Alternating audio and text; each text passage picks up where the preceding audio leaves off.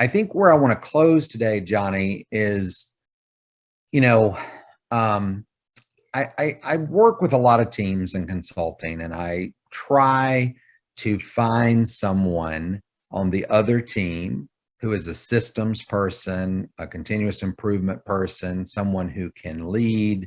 And that's the ideal client because we're talking together a lot, and that person then goes and manifests that in their team.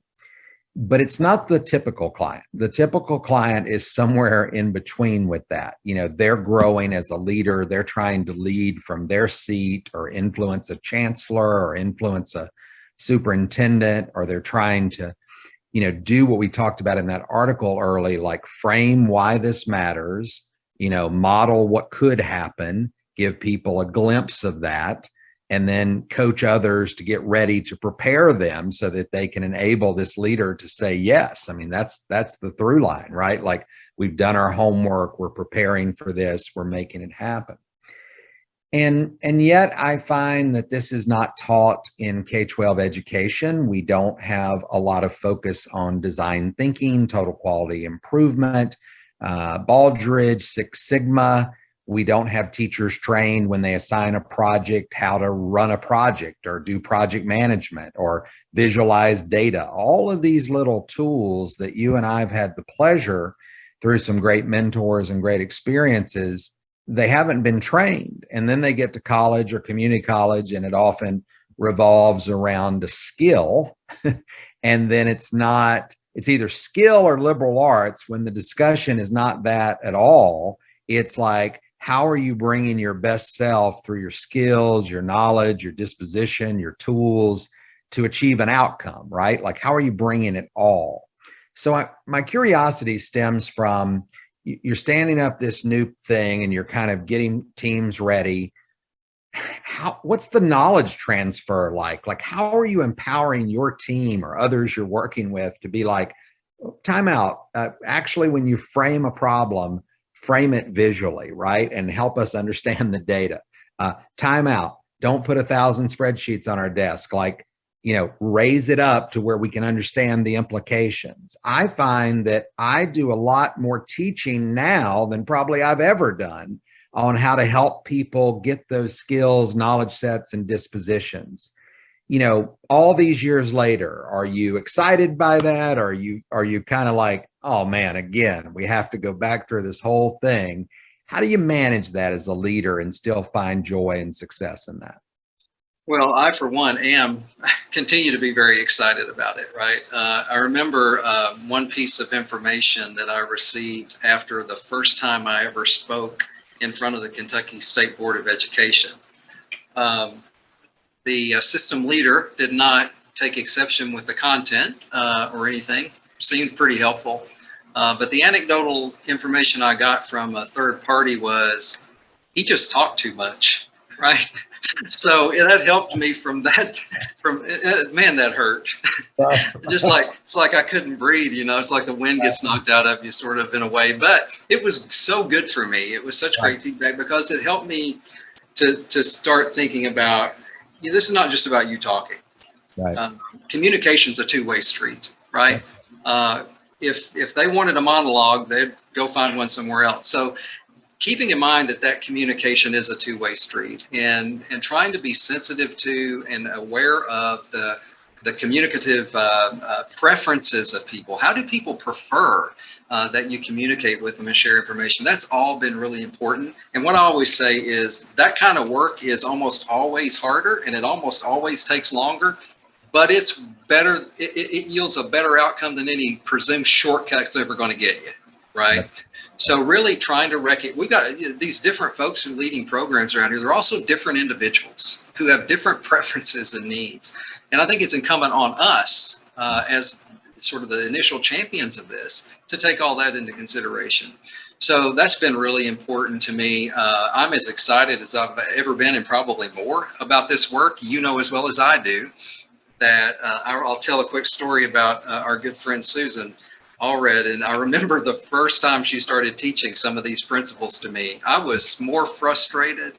I can't even tell you how frustrated I was. I mean, I wasn't frustrated with her. I was just like, none of this makes sense, And she's like, hang with me. And I don't know if she remembers or not, but she said, one of these days, I can't tell you when, but one of these days, you're going to wake up and you're going to say, I get it. Right. And I can't tell you the day it happened. I wish I'd written it down, but it was like I would go over to the wall and flip a light switch on. And it's like, oh, and that's what it is more than anything, Brian, as you know, that way of thinking. That's right. A system's way of thinking is iterative. It takes time. But I'm more excited about it than I've ever been. And the last thing I'll share about that, if I may, sort of again on that, I'm a little less filtered than I used to be on some things. I worry sometimes. You talked a little bit about the preparation of individuals. You talked about what students are exposed to or not, whether K-12 or higher ed or otherwise. I've done a little living. I don't know very many places where a one-size-fits-all approach works. Right. I just really don't. Right. I'd be hard-pressed to find an example for you. Yeah. So this one-size-fits-all cookie-cutter approach, it just doesn't really work anywhere. Right. And I think to provide those individualized opportunities, those personalized opportunities like you and others have done so well leading us in over the years in thinking about, that's going to be harder and it's going to take longer, but it's going to yield a better return than these so-called shortcuts will. So I think we've got to do some honest inventory with ourselves sometimes. Because sometimes the status quo problem is me, right? That I'm sort of content with it. That's probably bad enough. What's worse is when I get intent on preserving it, right?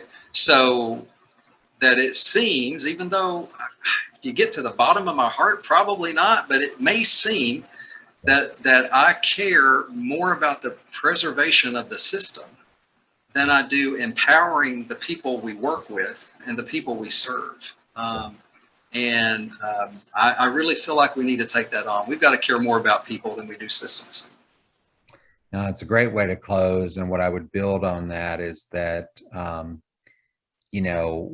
there was a magazine article, Time magazine, might have been 5 years ago, talking about sort of the death of the great white male and these leaders that, had reached 50 plus and they were sort of cursed by their own experience or their own intelligence.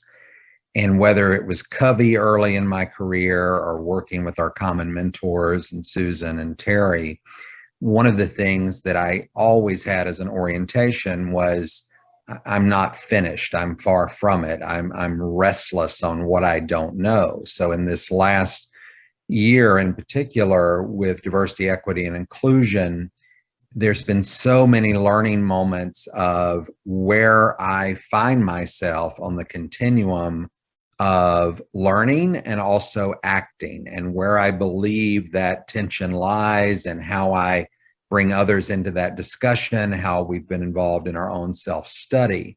And I think when we think about the purpose of the vidcast, act from any seat means you're always a learner. It doesn't matter where you end up. There's going to be some new challenge, some new opportunity that you have to get smart on quickly to be able to understand people's needs and how they want to interact with you. And I think if anything comes out of this discussion, it's that it really doesn't matter the culmination of what we've experienced or where we've been. It matters that we really reflect and learn on that.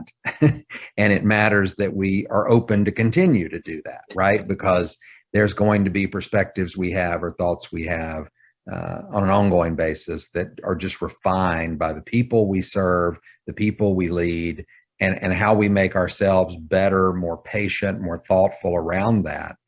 And so I really appreciate the conversation today because it went in areas that I expected and also some areas that I didn't, in good ways where I think people from any seat can listen and say, man, they're spot on with those 4 or 5 things. I would challenge those. And I know when we're going through the premiere event, we'll get some questions. So, feedback is a gift, as I stated earlier, and we'll listen to that and we'll, be able to interact. But I really appreciate the time today, and look forward to following the work at HDI at UK, and certainly connecting sometime soon.